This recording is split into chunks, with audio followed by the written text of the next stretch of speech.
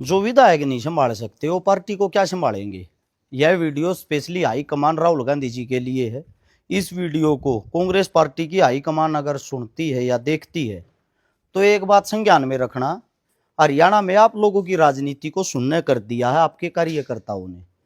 क्योंकि आप लोगों के सामने किसी स्थिति है, राज्यसभा में आपका जो कैंडिडेट जीत के गया उसको आप जीत मानते हो, तो ये आप लोगों की सबसे बड़ी मूर्खता है। जीत नहीं, हार है ये। 9 विधायक बिक गए कांग्रेस पार्टी के, और खरीदे किसने हैं? बीजेपी ने। आध की बात यह है, हरियाणा के अंदर एक होड़ लग रही है सीएम बनने की, और इस सीएम की कुर्सी के चक्कर में पूरी हरियाणा के अंदर जो कांग्रेस कमेटी है उसका विनाश हो लिया। भट्ठा बैठ गया। भट्ठा किन्होंने बैठाया? किसी दूसरी पार्टी ने नहीं, खुद कांग्रेस पार्टी ने। अब राहुल गांधी जी, अगर आप तक आवाज पहुंच रही है तो आपसे इतना ही कहना चाहूंगा, अपनी पार्टी के ऊपर संज्ञान लें। तुरंत प्रभाव से पार्टी के अंदर मीटिंग बुलाकर इन लोगों पर कार्रवाई की जाए, उनको नकाबपोश जो हैं बेनकाब किया जाए उन 9 विधायकों को जिन्होंने अपना जमीर बेच दिया। जब आपकी पार्टी में उन लोगों ने टिकट ली और टिकट लेकर वे एमएलए बने, एमएलए क्या बिकने के लिए ही बने थे? सोचने का विषय है ये। और जो कांग्रेस पार्टी जीत की खुशियां मना रही है, उस जीत की खुशी के चक्कर में कहीं ना कहीं वो अपना ये जो इन्होंने ये जो बिके हैं, वो बिकने वाला षड्यंत्र जो है कहीं उसको तो नहीं छुपा रही। दूसरी बात, आने वाले वक्त में हरियाणा के अंदर आज ही बता देता हूं भाई, बीजेपी को हराने वाला कोई नहीं है, क्योंकि कांग्रेस को हराने वाली स्वयं कांग्रेस है। तो बीजेपी तो ऑटोमेटिकली बन गई। अब की बार 38 सीट आ गई थी, अगली बार 15 सीट भी नहीं आवे। क्यों ना आवे? क्योंकि कांग्रेस उन आदमियों ने हथिया ली है, घर की पार्टी बना ली है, जिन आदमियों ने लंबे टाइम से इसके अंदर पद मिल रहे हैं। नए और युवाओं को तो वो आने नहीं देते, मेहनती बच्चों को वो आने नहीं देते।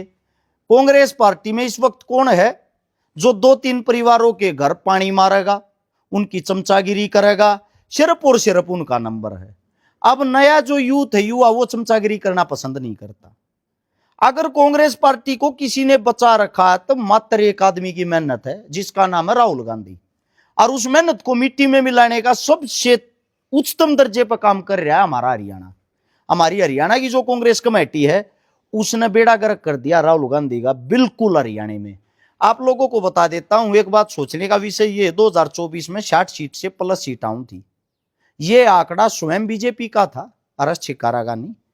और वो बीजेपी इतनी खुश हुई कि वो चुनाव जीत गई, क्योंकि चुनाव स्वयं कांग्रेस पार्टी ने हरवाया। तो जीतनी तो थी। सेम अब राज्यसभा में जो चुन के गए हैं, शुक्र मनाओ अभय सिंह चौटाला का।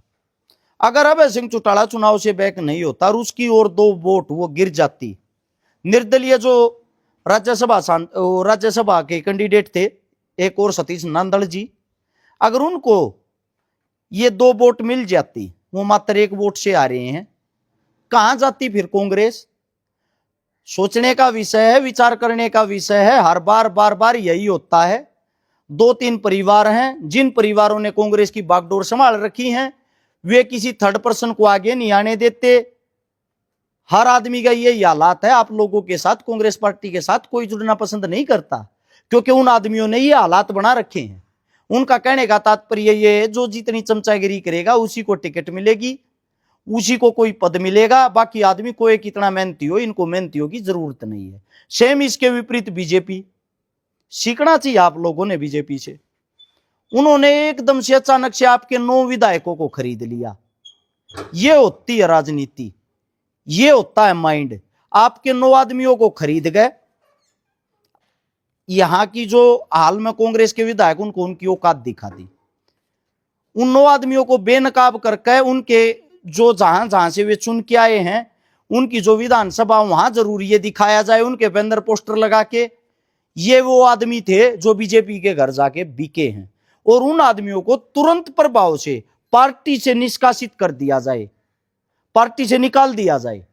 क्योंकि अगर आप जब तक ठोस कदम नहीं उठाओगे तो ये मान लेना, मेरा मानना ये है राजनीति में